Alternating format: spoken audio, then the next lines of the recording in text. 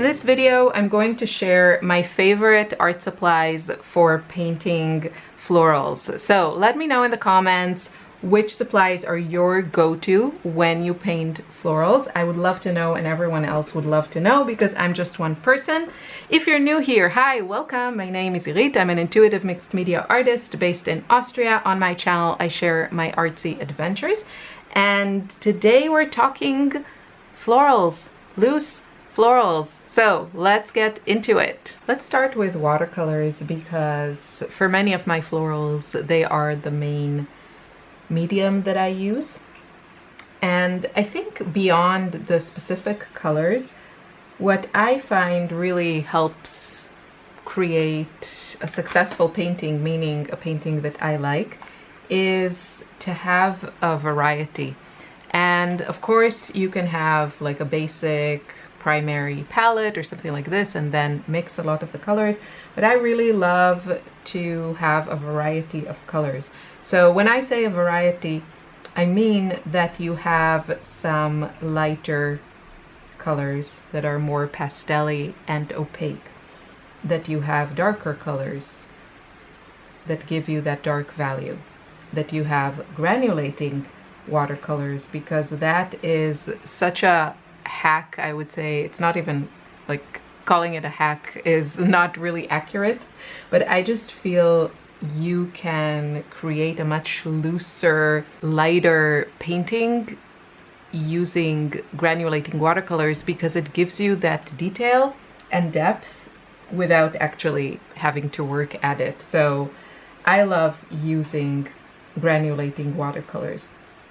I also always have some that are either I will mix them, usually I will mix them, but I also have a few that are more neutral, that are not like super saturated and bright. You can see like this is one of my favorite greens to use for florals. This is Zoazite Genuine from Daniel Smith, and I actually need to squeeze some fresh paint. Now you can see how it can get really, really dark, but it's just a beautiful muted dark green that works really well in florals, especially, you know, when you pair it with pinks and reds, because those are complementary. And I do have like a couple of earth tones. Again, I really prefer to mix my own neutrals, but I love using, this is Lunar Earth from Daniel Smith. It's like super granulating and it's sort of like an earth tone.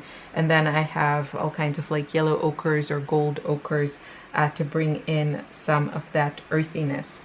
And then I have, of course, some more bright saturated colors like the pinks and the yellow, and I love to mix them to create also shades of orange and coral and reds. The moment that you have that kind of variation, you're already, I don't want to say guaranteed success, but you're way ahead of the curve, because you have different values, different intensities, different saturations, all of those things.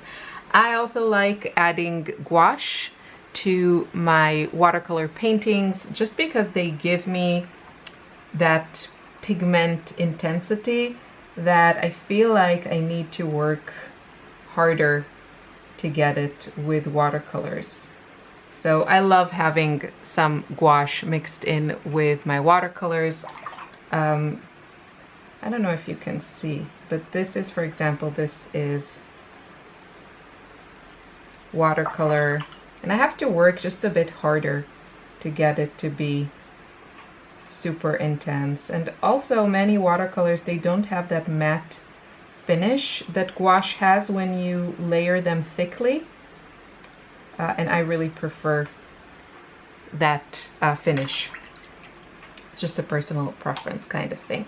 Now let me show you some other materials that I really love to use for florals. This will surprise no one that I love using the Neocolors. Now, these are the Neocolor 2s just because they come in so many more colors, and I love the quality of line that you get with these. Like that crayon, almost like a kid's book type of line. This is just like my personal preference. So many times I actually start my florals with a sketch using these pastels. And the reason that I really love the pastels as opposed to A pencil, which I also like, and I also like the line quality of like a colored pencil, is that with pencils you just don't get the same amount of pigment payoff.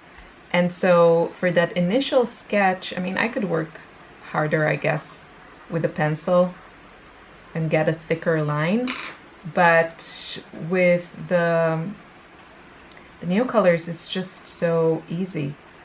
So I love these. I use them throughout my process, but I love starting a painting with them. And then after, in like later stages, it's also just really a great material that you can add line work, you can add details. Now, if you want to see all the swatching of these new colors, I have a video about that, so you can go check that out. Oh, I love how this color looks together with the ultramarine. This is one of the new colors. This is light heliotrope. It's like kind of like a muted Victorian velvet. It reminds me of that Tim Holtz color. So pretty. I also love using colored pencils. Again, because of that line quality, it's just a great way, I find, to add detail to my florals, but still keeping them very loose. So I have a variety of pencils, and I've done all kinds of like videos about my favorite pencils in the past, but it's this kind of combination of supplies that I feel really makes my florals more whimsical and fun and interesting, because they have kind of more detail because of the use of these materials, but I feel like I can still keep them really fresh and not overworked, because I don't need to work with like multiple levels of watercolors. So that's at least my experience.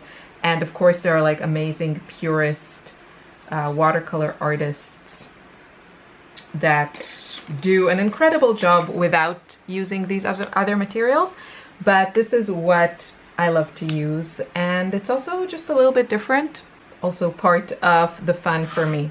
Okay, the next thing that I want to talk about is brushes, and usually in my florals I will use two brushes for the most part. One will be kind of a workhorse, and then the other one will be more detailed.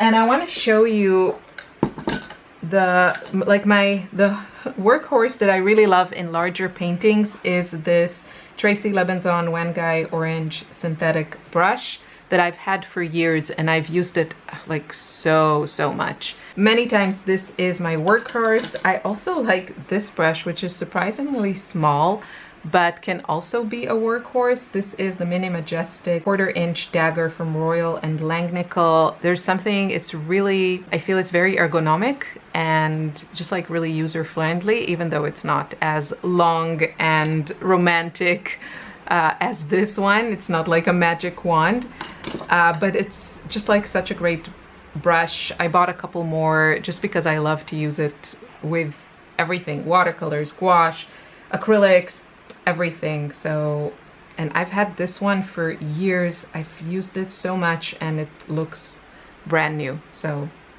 really love this one. And then another one that I love for those later stages for the details is this one. This is the Tintoretto 897 Sintetico Ambra Italy number 6. There's a larger one. I don't like it as much. And this one is, I'll show you, it's just really great. You need to learn to use it properly and not have just like a dripping mess.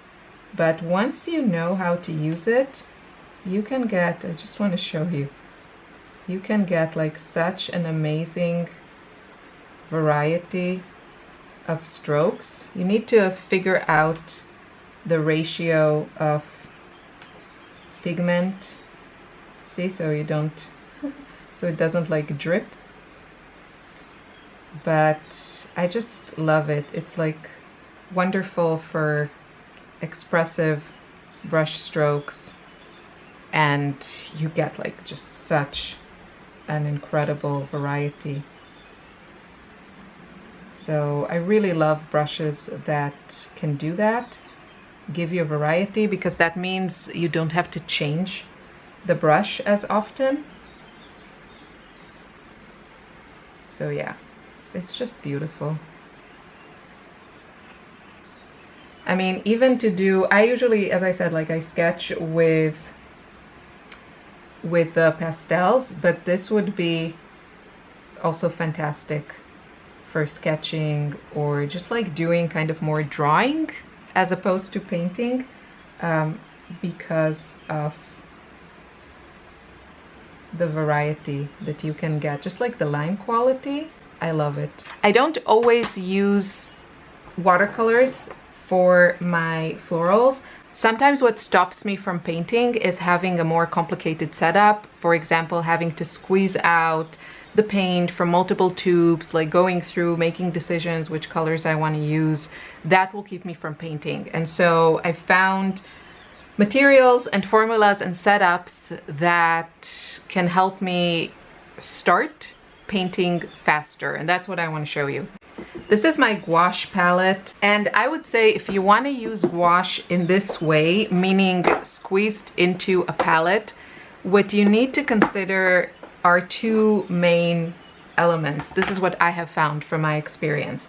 One is to have an airtight palette, which in some cases will make some of your paints mold. So that has happened to me. Be mindful of that.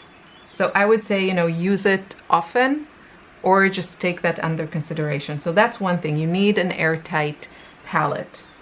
The other thing is the kind of gouache that you use. Now, there are many beautiful, wonderful artist grade gouache, but when it comes to using them like this, meaning squeezed out into a palette, similarly to a watercolor palette, not all gouache are created equal. My favorites for this kind of setup, based on formulation alone, are the Shinhan gouache, which are most of these that have been squeezed out, but like months and months and months, and for the most part have not crumbled and fallen off. So Shinhan, and the other brand is Daniel Smith gouache, which are a lot more expensive. I also have here a few Winsor & Newton gouache. I have here actually a variety of brands. I have Winsor & Newton, I have some Royal Talents, I have a couple of Holbein. They're okay, and if you use them often and like store them properly, you can use them, but they are more likely, from my experience, to crumble, dry, and kind of fall out of your palette. So that happened to me many times. So that's my gouache setup, and I love using gouache for florals. It's just like such an intense medium that is also very user-friendly, like watercolors, because you know you can reactivate it and it's easy to clean and easy to use. And then my acrylic setup, which has truly been a game changer and has made me paint so much more with acrylic and just brought me so much more joy. This is based on Sandy Hester's Paint Pots system. I don't use the same colors that she does, and this needs replenishing. I actually ran out of this color, which makes me very sad. But I've had this setup for, I would say now, probably a year. And it's been the same box. And I have replenished these many times over the course of this year because I've painted so much more with acrylic than I ever have. But sometimes it happens that I don't use these for weeks, and I have still never had any paint mold on me, even though this is an airtight container. It's just like a cheap box from like our dollar store here in Austria or something similar. I've never had them dry on me, mold on me. Sometimes they will need a bit of TLC. So this setup has worked wonders for me. I love it. And this means that if I want to paint with acrylics, I just need to open it and I'm ready to go. And then the last thing I have to mention are oil pastels. I just find these are so fun to use because they are really like painterly. There's just something about it that you can't get from any other supply unless you're using oil paints, which is, you know, a whole other can of worms. There's just something about the intensity and application of color. Now, I don't really use them on like finished work.